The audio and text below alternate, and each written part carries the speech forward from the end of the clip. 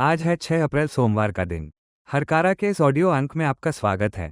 हरकारा लेकर आया है आज के न्यूज़लेटर का पॉडकास्ट जिसे आपके लिए तैयार किया है निधीश त्यागी के साथ राजेश चतुर्वेदी, गौरव नौडियाल, फलक अफशान और विश्वजीत कुमार ने। जिन खबरों का जिक्र हम यहाँ कर रहे हैं उनके लिंक्स और विस्तृत जानकारी मूल न्यूज़लेटर में है। दुनिया इस वक्त एक ऐसे मोड़ पर खड़ी है जहाँ युद्ध की आग और कूटनीति के खेल आपस में उलझ गए हैं। आज के बुलेटिन में हम बात करेंगे राष्ट्रपति डोनाल्ड ट्रंप की उस खौफनाक चेतावनी की जिसने ईरान को एक रात में खत्म करने का अल्टीमेटम दिया है। लेकिन क्या ट्रंप की मानसिक स्थिति इस युद्ध के लिए स्थिर है? वहीं भारत के भीतर असम के मुख्यमंत्री की पत्नी पर 3 देशों के पासपोर्ट रखने के आरोपों ने राजनीतिक भूचाल ला दिया है। एक तरफ दिल्ली से एलपीजी संकट के कारण मजदूरों का पलायन शुरू हो गया है, तो दूसरी तरफ तमिलनाडु में हिंदी थोपने के खिलाफ आवाजें फिर से बुलंद हो रही हैं। आज के एपिसोड में हम इन तमाम खबरों के साथ साथ बाघों की रहस्यमयी मौतों और अभिव्यक्ति की आज़ादी पर बढ़ते पहरे का भी विश्लेषण करेंगे। इन तमाम खबरों के गहरे विश्लेषण के लिए जुड़े रहिए हमारे साथ। अमेरिकी राष्ट्रपति डोनाल्ड ट्रंप ने सोमवार को ईरान को चेतावनी देते हुए कहा कि पूरे देश को एक रात में कब्जे में लिया जा सकता है। ड्रॉप साइट न्यूज़ की रिपोर्ट के अनुसार ट्रंप ने मंगलवार को पावर प्लांट डे घोषित किया है। अमेरिका और इजरायल ने तेहरान की प्रतिष्ठित शरीफ यूनिवर्सिटी और कई पेट्रोकेमिकल प्लांट्स पर हमले तेज कर दिए हैं, जिससे ईरान का 85% पेट्रोकेमिकल उत्पादन ठप हो गया है। इजरायली रक्षा मंत्री इजरायल काट्स ने इसे ईरान के लिए अरबों डॉलर का आर्थिक झटका बताया है। टॉकिंग न्यूज़ विद निधीश के लाइव शो में विशेषज्ञों ने ट्रंप की मानसिक स्थिरता पर गंभीर चिंता जताई है। मनोवैज्ञानिक जॉन गार्टनर ने उन्हें एक मैलिग्नेंट नार्सिसिस्ट करार दिया है। विशेषज्ञों का कहना है कि ट्रंप हाइपोमेनिया के शिकार हो सकते हैं, जिससे वे बिना सोचे समझे बड़े फैसले ले लेते हैं।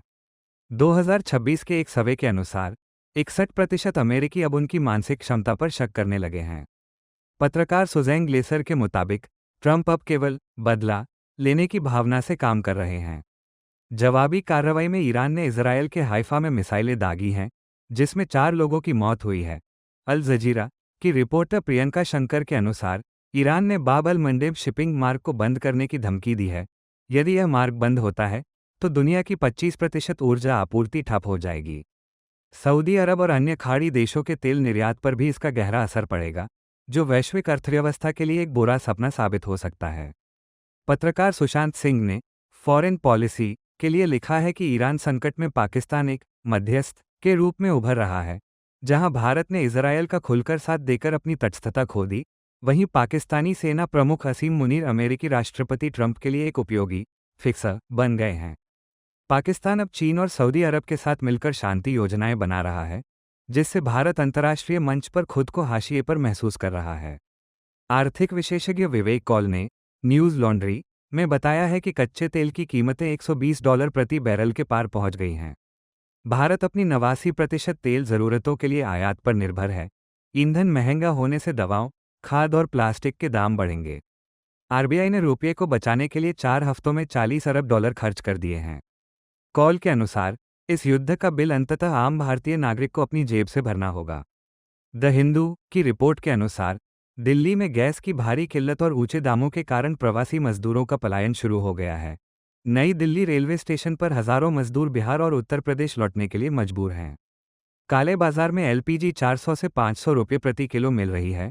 मजदूरों का कहना है कि शहर में रहकर भूखे मरने से अच्छा है कि वे गांव जाकर लकड़ी पर खाना बना लें। जयपुर से रिपोर्टर राजेश असनानी के अनुसार युद्ध की वजह से शिपिंग लागत बढ़ गई है। बीकानेर की प्रसिद्ध भुजिया और सोजत की मेहंदी का करोड़ों का कारोबार ठप है। 150 से अधिक फैक्ट्रियों में काम बंद होने से 2200 श्रमिक बेरोजगार हो गए हैं। ईरान से कच्चे ऊन का आयात रुकने से बीकानेर के ऊन उद्योग को भी करीब 300 करोड़ रुपये का नुकसान हुआ है। असम चुनाव से पहले कांग्रेस प्रवक्ता पवन खेड़ा ने दावा किया है कि मुख्यमंत्री हिमंता बिस्वा शर्मा की पत्नी रिनिकी भुया के पास यूएई, मिस्र और एंटीगुआ के पासपोर्ट हैं। द वायर की रिपोर्ट के मुताबिक खेड़ा ने इन पासपोर्टों की प्रतियां भी दिखाईं। कांग्रेस ने आरोप लगाया है कि शर्मा के परिवार ने विदेशों में भारी संपत्ति जमा की है। हालांकि मुख्यमंत्री शर्मा ने इन आरोपों को निराधार बताते हुए मानहानि का केस करने की चेतावनी दी है। हरकारा डीप डाइव में प्रोफेसर अपूर्वानंद ने तमिलनाडु और केंद्र के बीच बढ़ते भाषाई टकराव पर चर्चा की। विवाद की जड़ 3 भाषा फॉर्मूला है। तमिलनाडु अपनी 2 भाषा नीति पर अड़ा है। अपूर्वानंद का कहना है कि हिंदी राज्यों ने कभी दूसरी भारतीय भाषा को नहीं अपनाया। बल्कि सिर्फ संस्कृत को बढ़ावा दिया। अब इसे राज्यों पर थोपने की कोशिश की जा रही है, जो राजनीतिक विवाद का रूप ले चुकी है। एडीआर की ताज़ा रिपोर्ट के अनुसार केरल और पुडुचेरी के आगामी चुनावों में 38% तक उम्मीदवार आपराधिक रिकॉर्ड वाले हैं। सुप्रीम कोर्ट के निर्देशों के बावजूद राजनीतिक दल हत्या के प्रयास और महिलाओं के खिलाफ अपराध जैसे मामलों वाले लोगों को टिकट दे रहे हैं। एडीआर का कहना है कि दलों की चुनावी प्रणाली में सुधार करने में कोई रुचि नहीं है। संसद से एक सकारात्मक खबर भी आई है। डॉक्टर मेनका गुरुस्वामी ने राज्यसभा सदस्य के रूप में शपथ ली है। वो देश की पहली ऐसी सांसद हैं जिन्होंने खुलकर अपनी एलजीबीटीक्यू जोड़ पहचान को स्वीकार किया है। डॉक्टर गुरुस्वामी वही वकील हैं जिन्होंने सुप्रीम कोर्ट में धारा 377 को खत्म करने की कानूनी लड़ाई का नेतृत्व किया था। मकतूब मीडिया के लिए वैष्णवी पाल लिखती हैं कि सुप्रीम कोर्ट ने धर्म बदलने वालों को ऐसी दर्जा देने से इनकार कर दिया है। हालांकि लेख का तर्क है कि जाति केवल धर्म से नहीं जुड़ी है। दलित, ईसाई और मुसलमान आज भी सामाजिक अलगाव और भेदभाव झेलते हैं। मांग की जा रही है कि उन्हें भी SC/ST अत्याचार निवारण कानून के तहत सुरक्षा मिलनी चाहिए।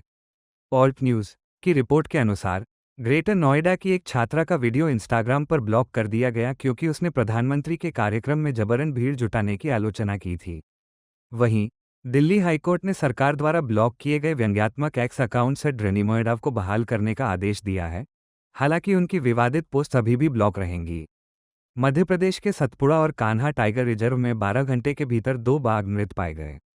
एक्सप्रेस न्यूज सर्विस के अनुसार इनमें एक 4 महीने का शावक और 10 वर्षीय बाघिन सुनैना शामिल है। अधिकारियों का मानना है कि मेटिंग सीजन खत्म होने के दौरान आपसी संघर्ष की वजह से ये मौतें हुई हैं। 2026 में अब तक मध्य प्रदेश में 16 बाघ अपनी जान गंवा चुके हैं। आज के पॉडकास्ट में बस इतना ही। ऐसी ही तथ्यपरक और गहरी खबरों के लिए हमारे साथ बने रहें। धन्यवाद।